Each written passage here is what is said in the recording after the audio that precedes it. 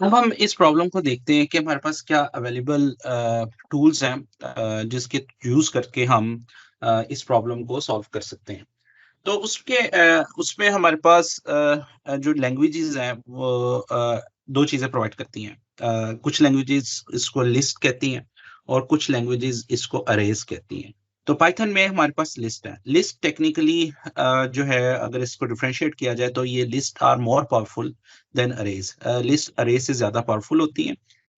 तो अभी हम पाइथन में क्योंकि लिस्ट का कॉन्सेप्ट है तो हम लिस्ट के कॉन्सेप्ट को देखते हैं। लिस्ट एक तरह का आपका एक वेरिएबल ही होता है जो एक वक्त में एक से ज्यादा वैल्यूज को होल्ड कर सकता है।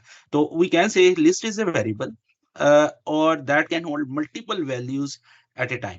फॉर एग्जाम्पल हम एक वेरिएबल डिक्लेयर कर देते हैं STU का और जिसके अंदर हम 4 वैल्यू स्टोर कर सकते हैं। तो इट इज ए लिस्ट, इसको हम लिस्ट कहेंगे। पाइथन में हम वेरिएबल का नाम लिखेंगे और इज इक्वल टू ब्रैकेट्स में बड़ी ब्रैकेट्स में आप इसको जो है वो वैल्यूज जो भी एंटर करेंगे अब वो मेमोरी के अंदर स्टोर हो जाएंगे और ये वैल्यू इस वेरिएबल के through you can access all different element of this list. इस लिस्ट के जो डिफरेंट चीजें हमने स्टोर की हैं वो वैल्यू स्टोर की हैं, इनको हम एक्सेस कर सकते हैं।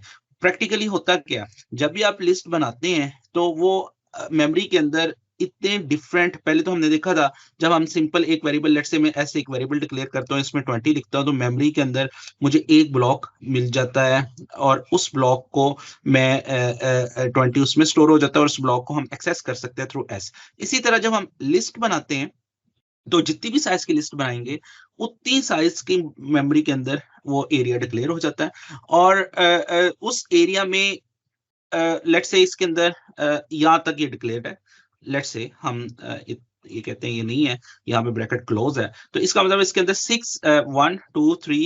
5 एलिमेंट स्टोर्ड है। तो मेमोरी के अंदर ये 5 एलिमेंट का एक ब्लॉक बन जाएगा और ये तमाम ब्लॉक को हम रेफर कर सकते हैं STU के साथ। अगर हमने इसके पहले इसको एक्सेस करना होगा तो हम लिखेंगे STU 0। अगर इसे एक्सेस करना होगा तो हम लिखेंगे 0, ये पहले 0 पोजीशन पे है, ये 1 पे है, ये 2 पे है, ये 3 पे है, तो इसको हम लिखेंगे STU 1। तो इस तरह हम मेमोरी के इंडिविजुअल सेल को रेफर कर सकते हैं और इसको जो है ये एक कंसेक्टिव मेमोरी स्पेस के अंदर ये इंफॉर्मेशन स्टोर होगी और हम उसको इजीली एक्सेस कर सकते हैं। तो अब हमने एक वेरिएबल डिक्लेयर किया जो एक वक्त में एक से ज्यादा एलिमेंट को होल्ड कर सकते हैं और इसकी कोई लिमिट नहीं है। ये अनलिमिटेड एलिमेंट जितने भी चाहें आपकी मर्जी, आप इसको डिक्लेयर कर सकते हैं। तो इसका एक तरीका तो ये था कि हम इसको लिस्ट को इस तरह बना लें और इसके अंदर एलिमेंट ऐड कर दें स्टार्ट में ही।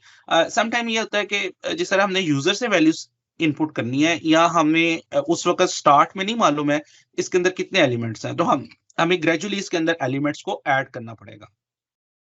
तो हम उसको करने के लिए हम ये करते हैं कि शुरू में लिस्ट बिल्कुल एम्प्टी डिक्लेयर कर लेते हैं। हम कहते हैं STU is equal to empty list. ये डबल ब्रैकेट्स हैं, इसका मतलब है इसके अंदर कोई वैल्यू नहीं है, तो इसका मतलब है एम्प्टी लिस्ट है। आप इसको चाहे एक वैल्यू से कर लें, दो से भी कर लें, लेकिन इस केस में अभी हमने इसको एम्प्टी से डिक्लेयर किया। उसके बाद आपने लिस्ट में कोई वैल्यू ऐड करनी है तो आप यूज कर सकते हैं STU डॉट अपेंड।